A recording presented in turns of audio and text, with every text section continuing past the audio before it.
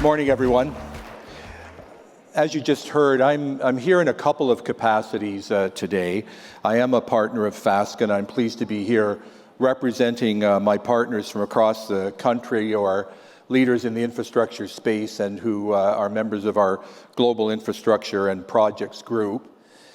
I'm also here because of a background we have at the firm in municipal law, planning, and development, in addition to many infrastructure projects across the country in multiple jurisdictions and sectors since the foundation of the CCPPP. We also have a very active practice in that area in municipal law and planning and development, and I'm a former founding member and chair, and with that background, myself and colleagues are very interested, like many in this room, and care deeply about what happens with our municipal assets and about promoting options for development of infrastructure in that space to alleviate some of the challenges that are faced by communities.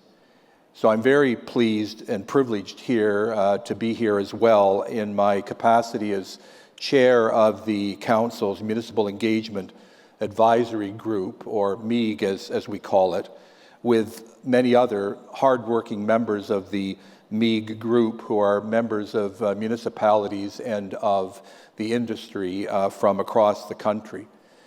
As Lisa mentioned, the MEAG group has been very active this year and has spearheaded the publication of 2 key documents this fall, with more planned for the coming year, in which we hope those in this room will become involved. We look forward to releasing details shortly about upcoming virtual awareness series aimed at educating municipalities and stakeholders on the P3 procurement process and our latest recommendations, which you've just heard about. We believe as a group that it's very important to add our industry's voice and expertise to support the urgent need for a national dialogue on how we can rethink the funding and financing of municipal infrastructure across Canada. And with that in mind, it is a great honor for me to have the privilege to introduce Josh Morgan, who is Mayor of London and is chair of the Big City Mayors Caucus, as our first keynote speaker at P3 2024. Mayor Morgan was elected as London's 65th mayor in 2022. Prior to that, he had served 2 terms as city councillor for Ward 7. He served as the City of London's budget chair for both the 2016 to 2019 and the 2020 to 2023 multi-year budgets. And in June, he was elected by his peers as chair of the Federation of Canadian Municipalities Big City Mayors Caucus.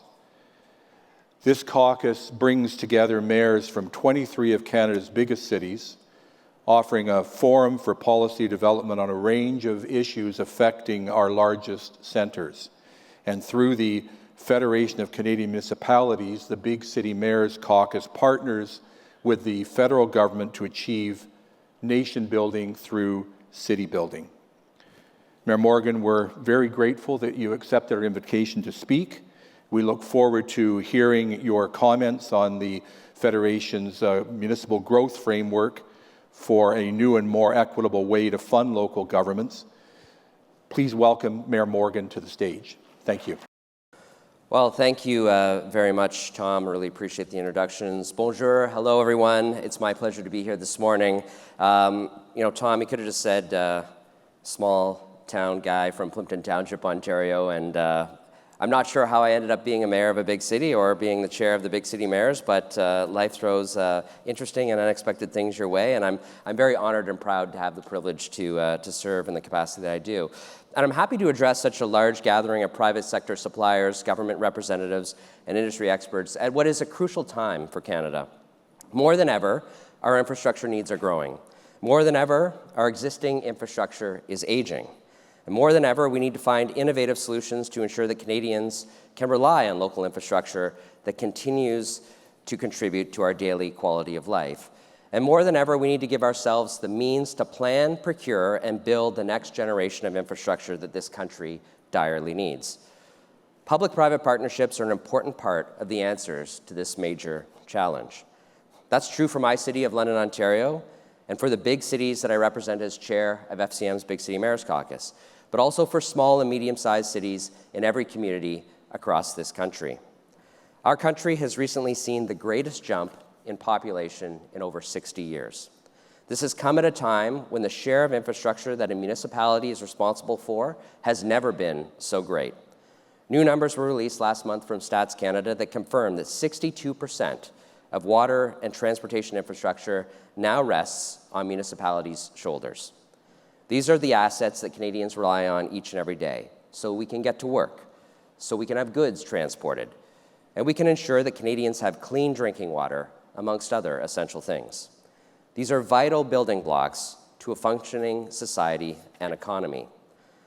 But the truth is, a lot of this critical infrastructure is in dire need of maintenance, with nearly 14% of municipal transportation infrastructure in poor or very poor condition. Canada's Core Public Infrastructure Survey now has indicated the backlog for necessary updates to critical infrastructure has grown to more than $224 billion.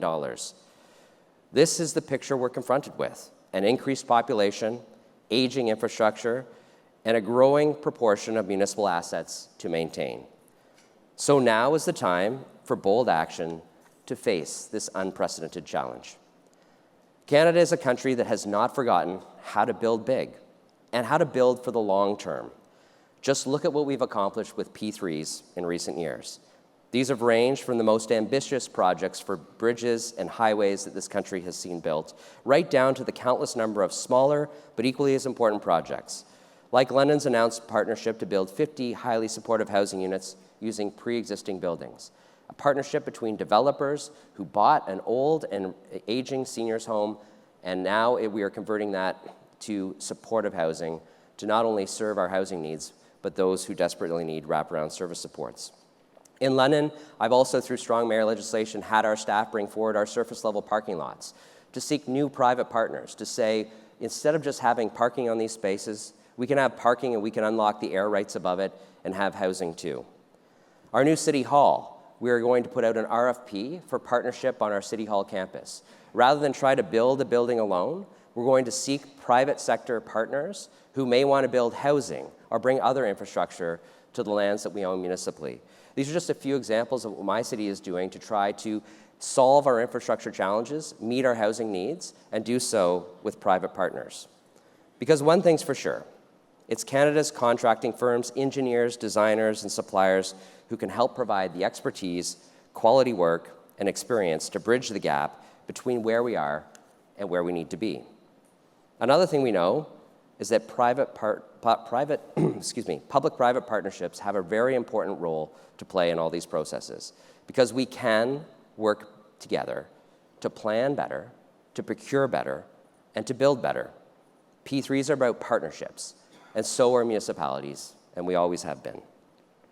As governments of proximity, municipalities are closest to the problems on the ground, and that means we often see the solutions more clearly than anyone else. We know that P3s are powerful tools to local governments, especially when local technical and labor capacities are limited. Building real partnership opportunities that take into account the diversity of our needs is key here. So when I talked about the $224 billion worth of infrastructure that needs to be updated, that encompasses a huge range of physical infrastructure across municipalities, big and small. So to really make progress on this spectrum of need, there needs to be some new approaches that are adopted, both on the municipal and private side.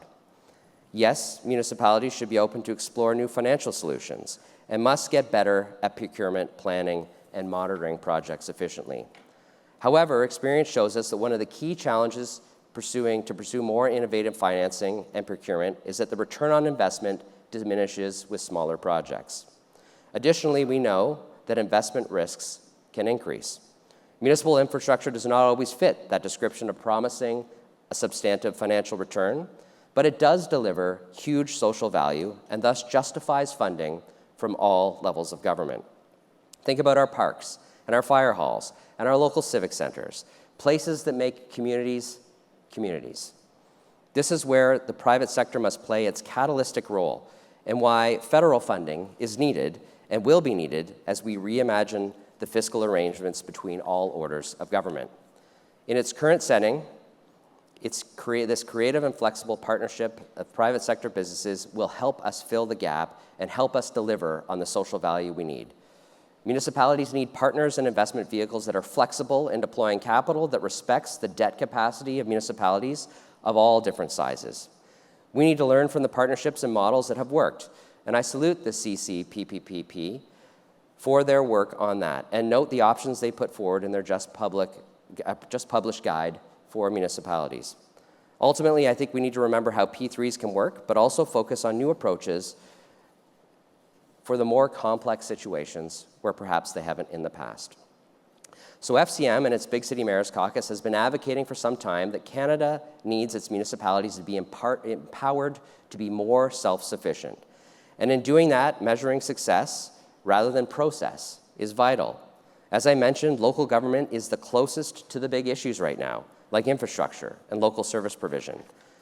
Whoever makes up the next federal government, they will find municipalities waiting in partnership mode. We already are ready to find all of the solutions that are needed across this country. And that's why the work done by organizations like the CCPPP is important, and why we're happy to take part today in the discussion.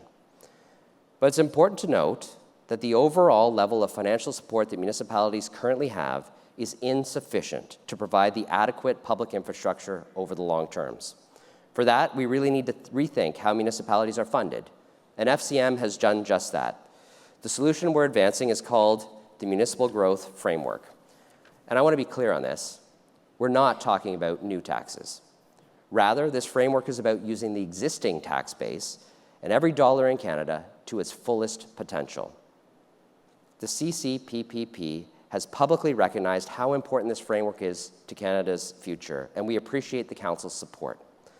It would empower municipalities with more autonomy in terms of available resources to strike those public-private partnerships where they make the most sense. And we will continue to advocate with the federal government to convene all orders of government to negotiate a new framework.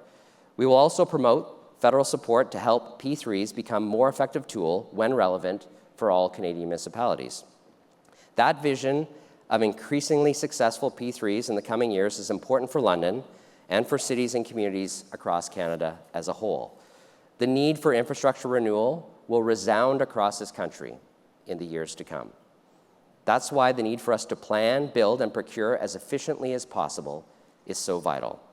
And on that note, I look forward to the conversations and discussions we have planned later today, and it's great to be here at a time when Canada's needs are so great. Thank you for your time. Merci.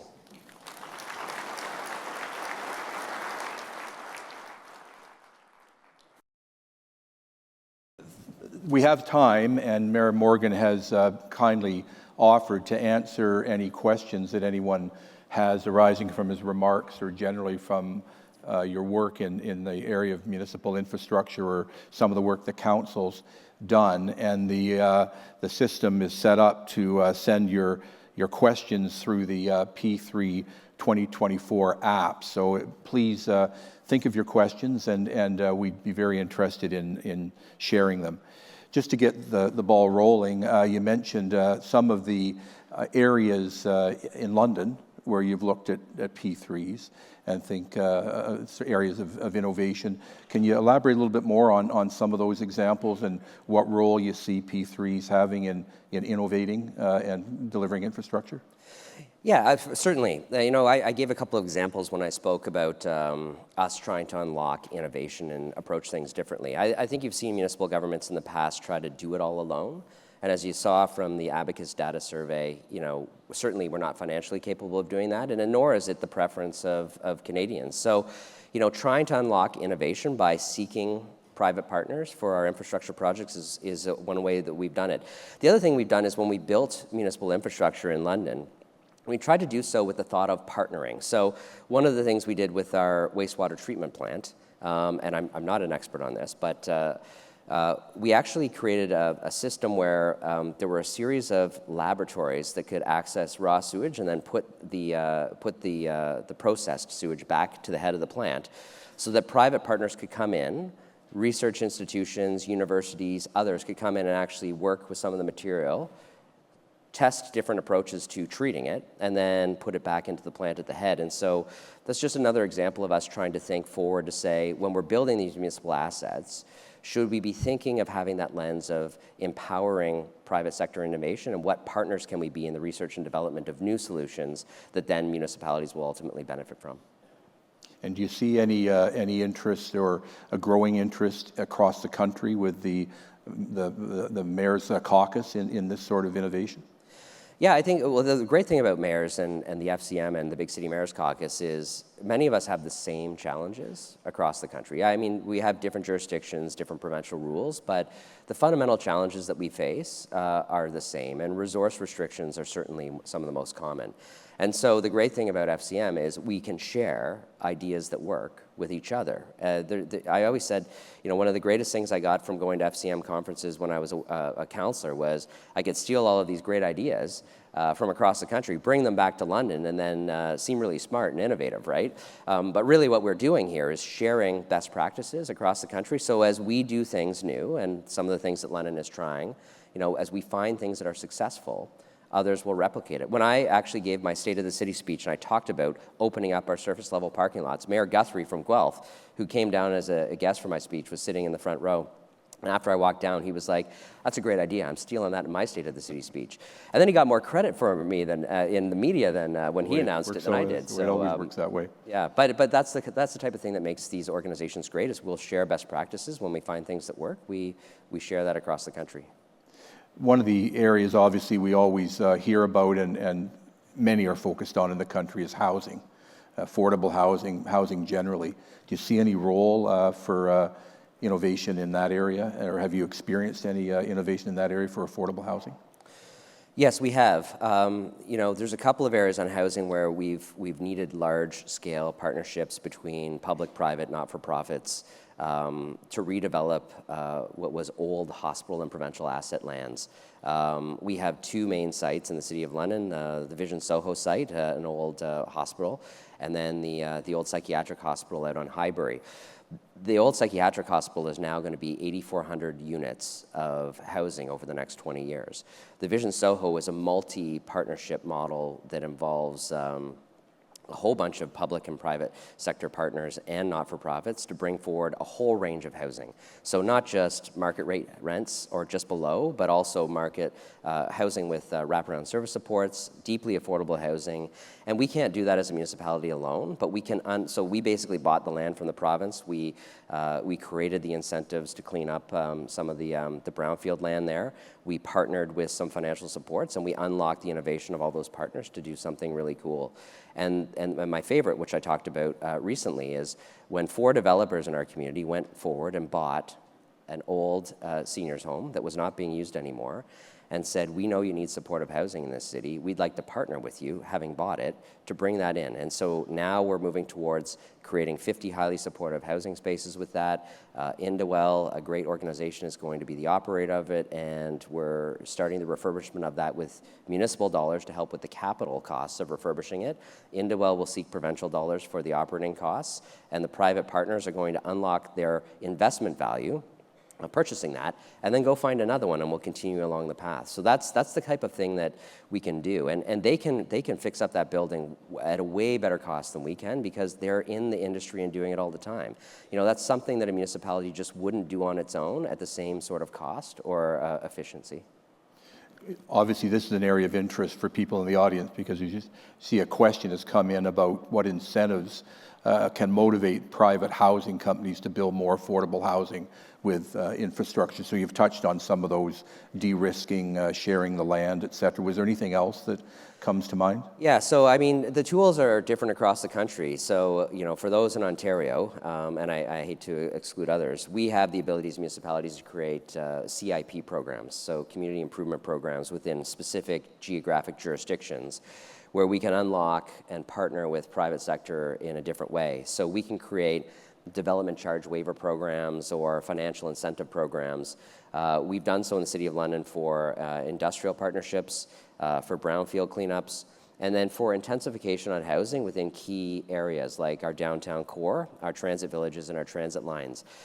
Where you see success there is the municipalities coming in and saying, we can't possibly build the housing ourselves, but we do layer costs onto the housing process. And for intensity and development within a key target area, we'll defray some of those costs, or we'll even create, in some cases, property tax phase-in programs over 10 years, where the property tax of the land today and the property tax at the new, 50-story tower level don't get triggered all at once, but there's a sliding scale up to that higher tax rate over time to try to create an incentive to deploy capital within strategic areas. And I think that's what we're thinking of trying to do with these programs. Is we know that capital is mobile and it can be deployed in a lot of different ways. We know we want to capture private partnerships, and we want to do so strategically in areas of investment, so we can create the incentive programs to target that. And I think that's another way that we've done it beyond the other things that I've mentioned. This all sounds very good for new infrastructure, but as we all know, municipalities have the responsibility of maintaining infrastructure that in many cases is aging and requires substantial care. I mean, how do you see balancing those objectives and given the tax base you have and the concerns you have from taxpayers? Yeah, I think there's two areas. I'll stick on housing for one. It's not just building the new housing assets, but in a city like London, we have a very high office vacancy rate, and in many downtowns, this has occurred with not a full return to work for many organizations. That excess office vacancy has allowed us to use things like the Federal Housing Accelerator Fund to deploy a new office residential conversion program. Calgary's had some great success for this over the years, and we've now set up a program of our own to partner with private sector to convert unused office space into housing. One such partnership I got to announce on Thursday of last week for 95 units. And they're going to stack our office residential conversion program with our affordable housing incentives through our roadmap to 3,000 to actually magnify the amount of government support they can get to convert what is a completely unused office building into what will be 95 units of not just housing, but housing with a depth of affordability through partnership with government. And that is not something, again, that we could have done on our own. And it is something that helps us permanently because it takes the excess office space off of the books forever. Right? So that conversion program, although it can involve some upfront municipal and federal money in this case, it requires a permanent solution to getting people in our downtown core.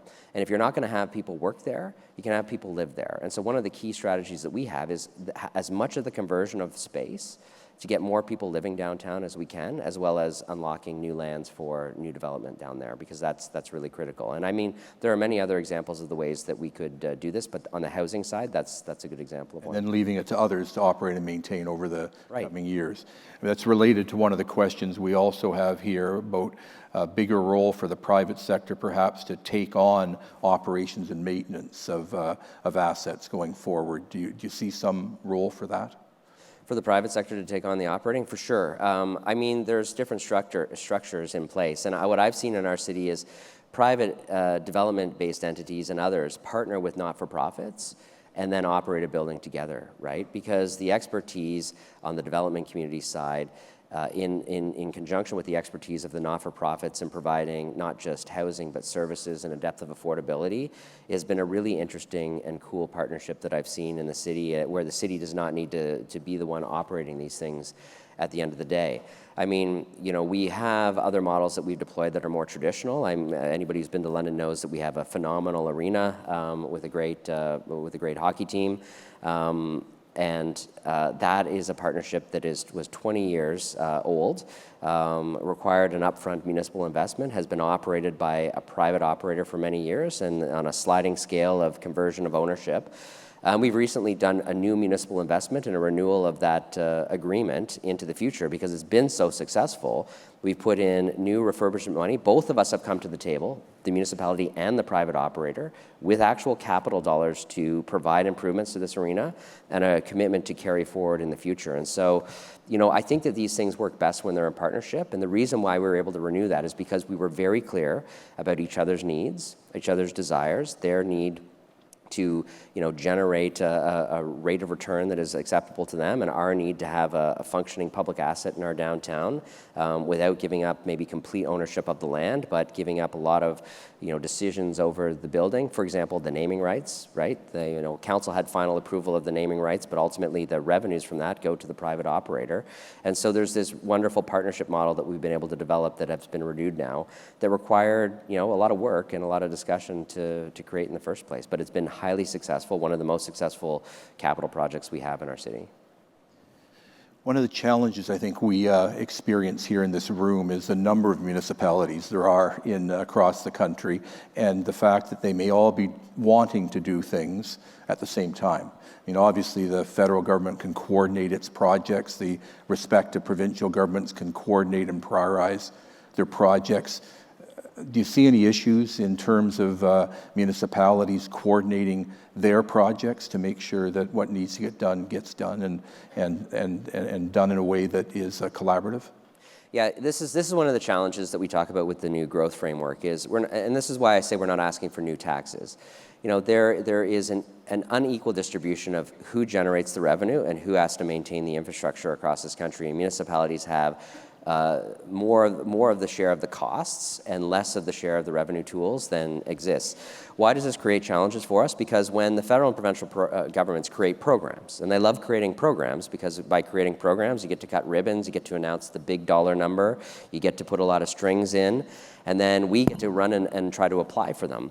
The challenge we have is when you create, say, a transportation infrastructure program that is billions and billions of dollars, all of us at the same time go and try to buy buses, right? All of us. And so there's only so many bus manufacturers, which means, one, there's a big backlog, two, the costs are more, and three, we're not actually planning our capital needs over the proper time horizon because we're rushing and shifting our resources to try to capture the federal and provincial dollars that are out there and available. So we might surpass one of our top needs to go after what is a programmatic need at the federal level, because if we put our dollars there, we can leverage it, to, maybe we are a third and the other two levels of governments are a third each. But that's not very strategic in the long run. So what we prefer is a long-term, it's not as exciting, but a long-term, here is your steady, stable transfer, here's what you can expect, so that we can actually partner with others and plan long-term, long-time horizon capital projects that actually make sense for our city, that aren't just chasing other levels of government's dollars, right? Because again, I think it ends up being not as strategic as it could be, and it costs us more because everybody's chasing the same assets at the same time, and we tend not to be able to deliver on the timeframes as well either, because everybody's trying to deal through supply chain backlogs. So coordination is important across municipalities. Any other tools that you have in mind to focus on, or that you require to get the job done? Yeah, well, I mean, we, like I said, the thing with municipalities is, the prime ministers and the premiers, I don't know if they go grocery shopping themselves anymore, but I do. And every time I go out in public, I engage with people and they engage with me. And they're engaging with me not on, what is your capital plan for the city, 10 years from now? They're saying our roads aren't good, or, we've got congestion on this street, or the parks could use an upgrade, or my arena is aging and it doesn't feel fresh anymore. And so these real on-the-ground needs of Canadians, I think municipalities are best suited to say, for all of our priorities and all of the things we have to do strategically, what do people want us to do? What makes their lives feel better each and every day? What investments can we make in our community that makes people feel like their quality of life is going up? And we can actually know what that is, be very close to the individuals who are receiving the benefit, and then partner with other levels of government, the private sector and not-for-profits, to say, how do we actually deliver on this in a really cost-effective way? Because many of these challenges that we have require all levels of government to pull in the same direction, whether it's financial or whether it's legislative, right? Sometimes our barriers are legislative tools that are levied on municipalities that do not allow us to do exactly what we'd like to do at the time we'd like to do it, because there are just certain rules in play that we have to follow. And I'm not saying we don't need any rules, but when we think about the property tax system in general, like this is a system that is 150 years old that never contemplated the types of services and challenges and opportunities that modern cities face. Like relying on that sort of tax-based system to build a modern city with the challenges we have is just so far out of date, and a modernization of this. And I get frustrated because if you think about the incentives, like if you thought a municipality was a purely incentivized individual, say, I'm going to do things that are good for me.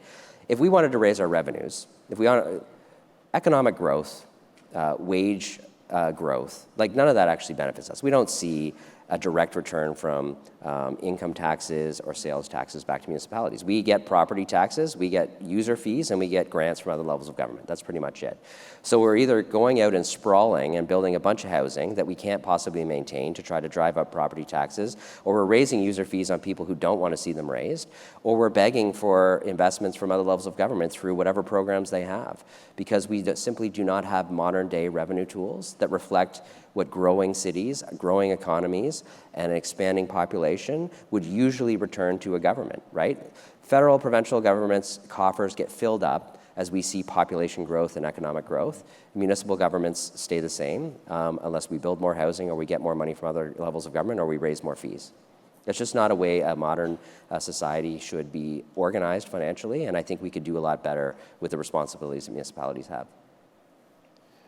I think we've run through the questions that we have so far, but this was intended to be at the beginning of a conversation or the continuation of a conversation, and hopefully it has started some thinking in the room for further dialogue with you. Certainly, many of us in the room who've worked with municipalities and infrastructure generally recognize the importance of a champion in this area, and it's clear that you're in that role, and the projects that you're championing will be examples going forward. So we really appreciate your comments today and the fact you're here, and the council and those in the room look forward very much to a continuing dialogue and more dialogue with the Canadian Federation of Municipalities and with your caucus as we work to find other ways of implementing infrastructure with innovation and success. Yeah. So, well, I think you hit it really right there at the end. Why would we partner with the private sector? Because the private sector, full stop, is better innovators than governments are. And we can push away from being overly risk adverse and into a more innovative, more flexible, and I think more cost-effective environment by partnering with those who have, through private competition, been forced to learn to innovate really, really well, and we haven't, right? So I think that we're capable of doing it. I actually think municipal governments and their bureaucracies are capable of being incredible innovators. And I think we have enough municipalities across this country that we can all try new things and share best practices, but we will do it best when we partner with the private sector and capture their spirit of innovation and inject that into our municipal decision-making processes. So I really appreciate the discussion. I know it's just the start, and thank you so much for having me on. Pleasure. Thank you. Please join me in thanking Mayor Morgan. Thanks very much.